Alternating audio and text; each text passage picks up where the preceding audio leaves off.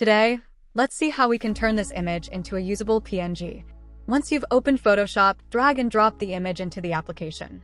Next, duplicate the layer so you can always restart if things don't go right the first time. Our goal is to remove the dark background around this object. To do that, first select the Magic Eraser tool under the Eraser tool options. Once selected, left-click on the background you want to erase.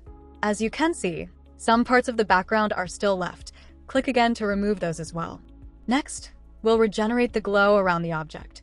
Right-click on the layer in the bottom right panel and select Blending Options. Go to Outer Glow and choose a color that matches the original picture. In this case, it's blue. Just hover your mouse over the right color on the object and left-click to select it. Now tweak the spread slider to match the original glow. There, that looks much better. Finally, go to File, choose Export and export as. Choose the PNG format. Now, when you open the exported file, the background will be gone, and your object will have a clean, transparent glow.